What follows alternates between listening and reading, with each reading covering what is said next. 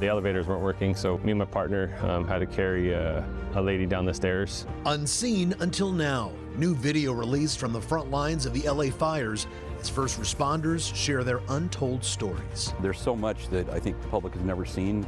Plus, it was empty during the Palisades Fire, and now its opening has been delayed again. More problems with the Santa Ynez Reservoir. And they may be slow, but their incredible story of survival has quickly become a symbol of hope for many. They can come back and they'll see Clyde and Clementine, and they'll be like, yeah, this is Eaton Canyon.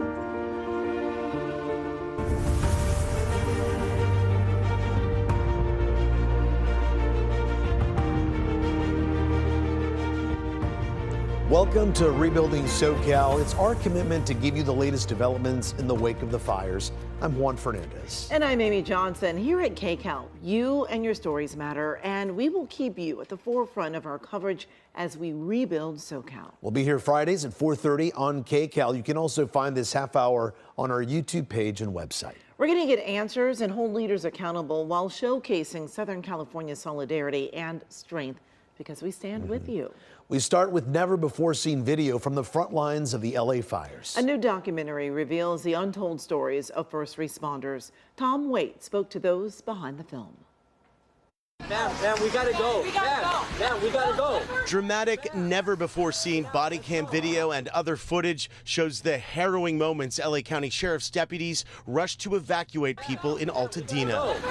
Man, get out, let's go. We just want to make sure you're out. This whole area is in high danger. The newly released footage is part of a new documentary titled Resilience, put together by LA County Sheriff's deputies, LA County firefighters, and lifeguards. Yeah, dude, their building's on fire. Who's that over there? Is there somebody in there? Heroes who risked it all and are now telling their own behind-the-scenes stories. Big thing on just preserving life. There was multiple calls coming in for all types of service, from rescues for people trapped.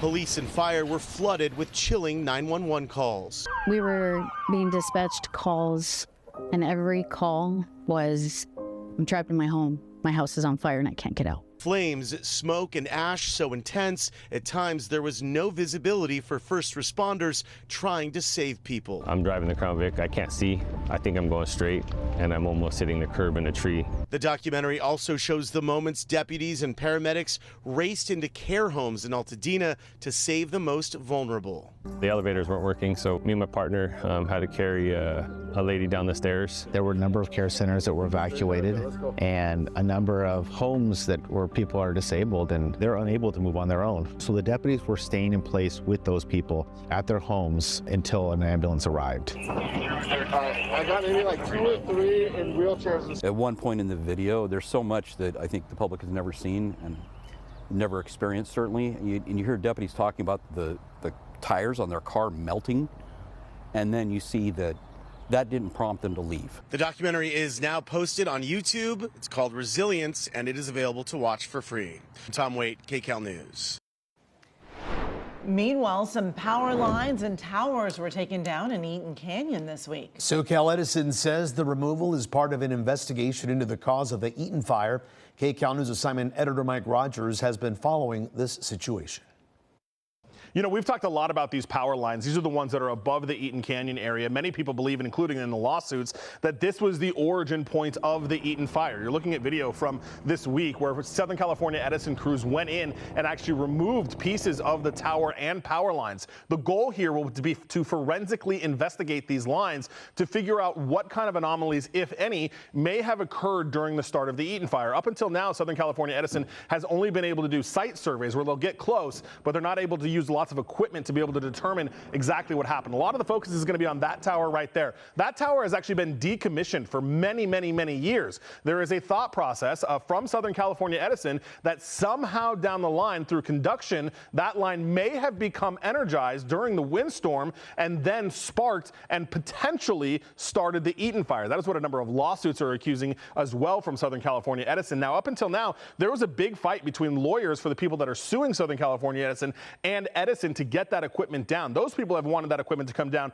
for a long time so it can be examined. Southern California Edison, though, in the early days following the Eaton fire, wanted to get that equipment back functional. Many argued that would damage the evidence that could potentially be there. Southern California Edison has acknowledged that on that smaller tower, there were signs of arcing downwind from where the start of the Eaton fire was. So now they'll take them into their laboratories. They'll really examine them and figure out what kind of evidence they can get that may lead them to how the Eaton fire started. A retired judge who lost his home in the Palisades fire is joining a legal team representing 750 owners whose properties were also destroyed. Jay Gandhi held the news conference outside his burned home to discuss the lawsuit. He says neither the city nor the DWP had adequate steps in place to prevent the damage. This fire was preventable. This was not some rare anomaly, but a manifestation of risks well known that the city ignored. Gandhi's legal team says all their clients are underinsured by millions of dollars, making it difficult to rebuild. LADWP responded to the lawsuit in a statement saying, in part, the water system that serves the Pacific Palisades area and all of Los Angeles met and continues to meet all fire codes for urban development and housing and was built to exceed those standards to support the community's needs. Well, a severe toxic algae bloom is making animals sick up and down the West Coast. This red tide you see is domoic acid mixed with algae. Recently, there have been about 50 dead dolphins in Southern California and several whales, including this one at Ventura Beach. And in Orange County, that same toxic algae caused a sick pelican to wander into John Wayne Airport. Wildlife experts tried to treat and save it, but it later died after having a seizure. And domoic acid existed before the fires, but as Carter Evans learned, the winds, fires, and storms fueled some toxic ripple effects in the Pacific. Look at where this animal is. It's a pitiful sight, a sick sea lion stranded in fire debris. This is why it's so important to clean this up. Harris Silver found the animal struggling on the littered beach where the Palisades fire burned down these beachfront Malibu homes. Since then, little has been done to contain the runoff. You should absolutely not touch this stuff with your bare hands. Tracy Quinn is CEO of Heal the Bay, a nonprofit that recently tested the water. What sort of toxins are you finding out there? We're seeing a lot of heavy metals. That debris is still sitting there within the high tide line. So every day the ocean is washing up and lapping those contaminants into the sea. At the same time, there's a dramatic rise in the number of sick animals washing up on the shores of Southern California. There's a sick animal over on the other side. We rode with a rescue team to capture a sick sea lion. Once we put the net around her, she might wiggle around. And take her to the Marine Mammal Care Center for treatment. There are so many animals here, they've built enclosures in the parking lot. Every day that we come in, there's at least one of these animals that has passed away overnight. John Warner leads the nonprofit and says the animals are eating fish that consumed an algae with a toxin called domoic acid. It's a neurological toxin. It affects their brains. They're having seizures, completely disoriented. Algae with domoic acid is sometimes called a red tide. It existed before the fires, but biologists suspect windstorms that fueled the flames also stirred up sediment in the ocean. That, along with the nutrient-rich runoff, is feeding the algae. Whether it be with a fire or just organic waste flowing into the ocean, those all contribute to the size, scale, intensity of these blooms.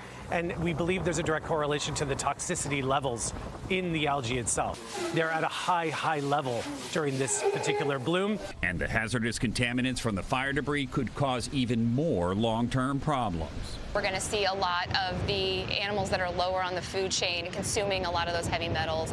And then as those get consumed by larger fish in the sea, that will accumulate throughout the food chain. Something that could eventually impact people eating locally caught seafood. Carter Evans, KCAL News.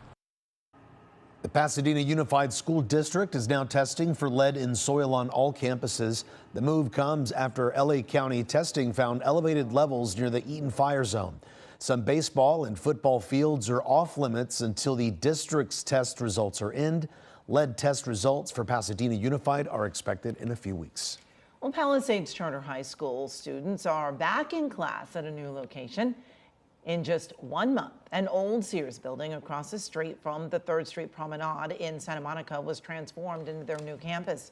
Students have been learning remotely since the Palisades Fire badly damaged their school. There are 90 classrooms for 2,500 students. It will be their home for the rest of the school year. A new issue at a problematic reservoir that was emptied during the Palisades Fire. Next. It's really nice to be trusted with them and be able to care for them. Plus, a sign of hope and resilience, how these tortoises became the only survivors from the Eaton Canyon Nature Center. And the president of the LA Firemen's Relief Association, Chris Stein, is in the studio. He'll tell us about the organization's work and some exciting events coming up.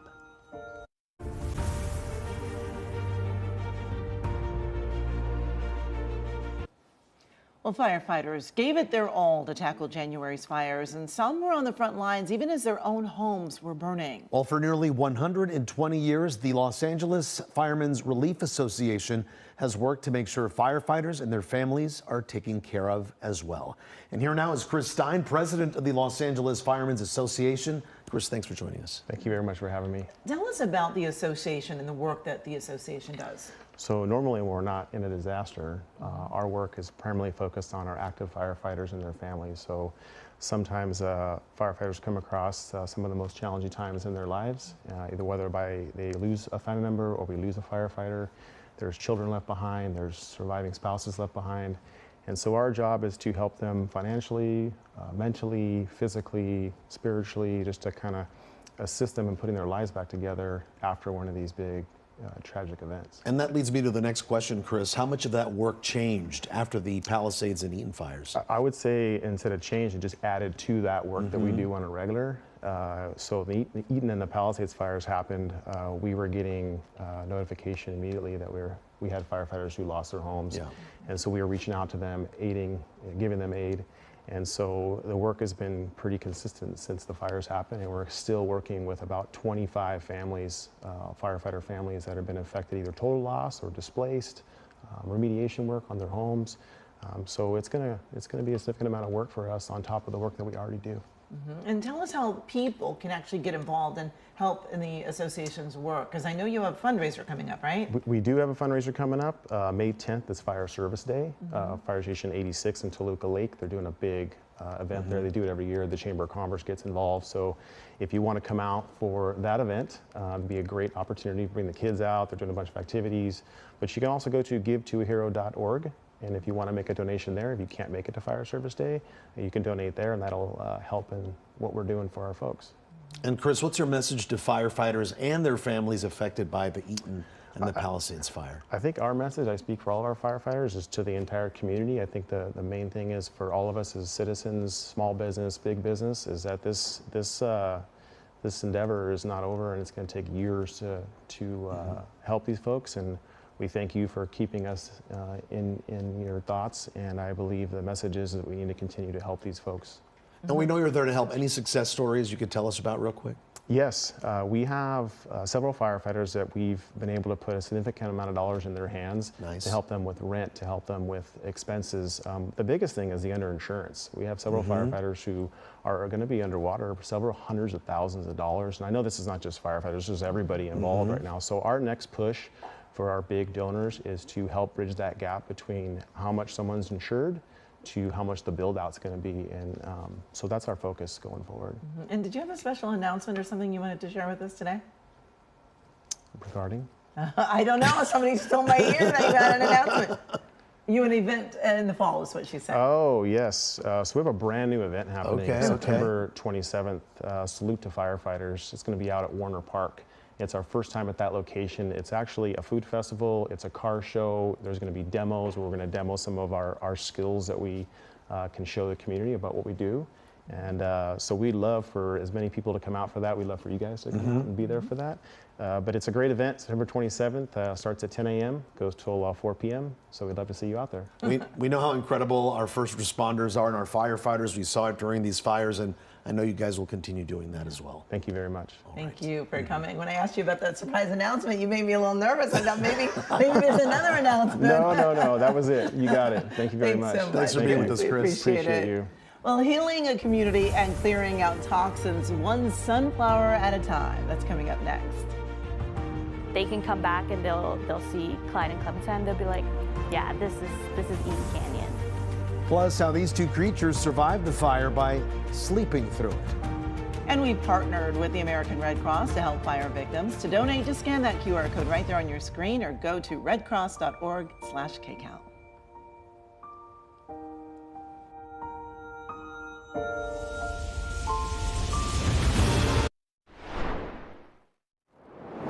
A controversial reservoir in Pacific Palisades making headlines again this week after the opening of the Santa Ynez Reservoir is delayed.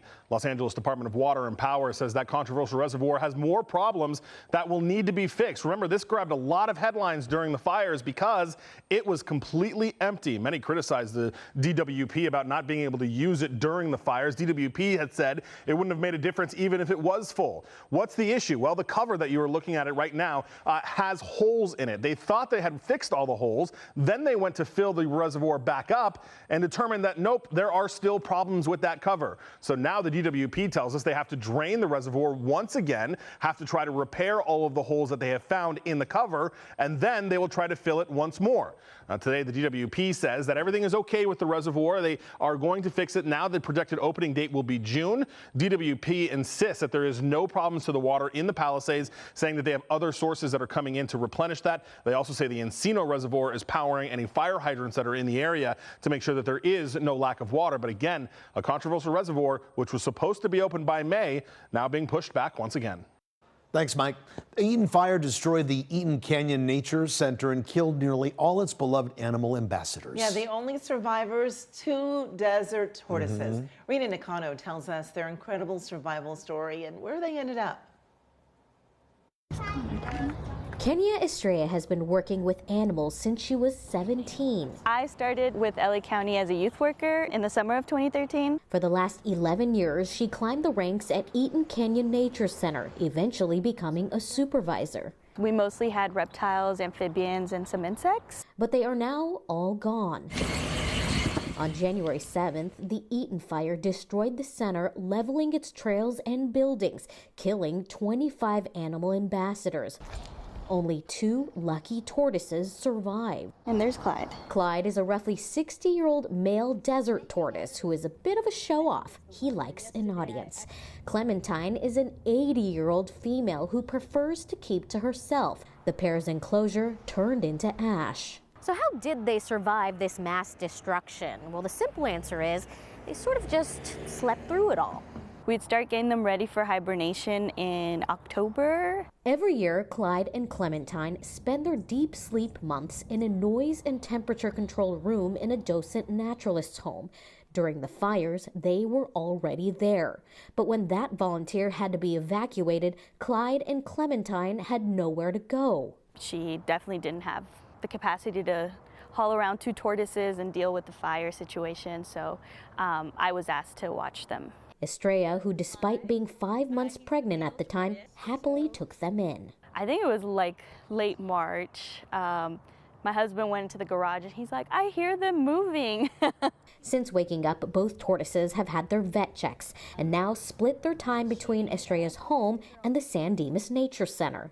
There's Clyde. Estrella says the arrival of the 2 senior tortoises into her home has been a little bit of a practice run for her own baby's arrival. It's really nice to be trusted with them and be able to care for them, and then with the hopes of them returning and myself returning to Eaton Canyon. And one day when the Eaton Canyon Nature Center reopens, she hopes visitors, including her child, will see the beloved tortoises as a symbol of survival and resilience. They can come back and they'll see Clyde and Clementine. They'll be like, yeah, this is Eaton Canyon. In San Dimas, I'm Rena Nakano, KCAL News. I had no idea turtles hibernated, and maybe that's the fact they live so long. They go into a deep sleep for a while and then resurface in the 80 spring. 80 and 86. I mean, Can you believe it? Hopefully they'll they're continue doing to be around something for a right. long time. Yes. Next is symbol of renewal for the Altadena community. Our neighbor lives right down there, Caltech scientist. We learned from him that when you plant sunflowers, it actually draws all the toxins out of the soil and takes it into the stalk. Residents and volunteers have started planting sunflowers to bring some sense of life and beauty back into the neighborhood. This is going to be in the same trajectory of the building process, right? This is not a one and done type of thing. The idea of this groves of just happy faces and hope all over Altadena, and then what it could do to our community, to our soil, is an amazing idea. They're so beautiful. The local nonprofit STARS plans to host multiple planting days for this cause. So many great things happening, right? Yes, you know, positive things coming from the rubble. Well, we want to thank you for watching Rebuilding SoCal. I'm Amy Johnson. We'll be back next Friday at 4:30 right here on KCAL. And I'm Juan Fernandez. You can also find this show on your YouTube page and website. Thanks for watching.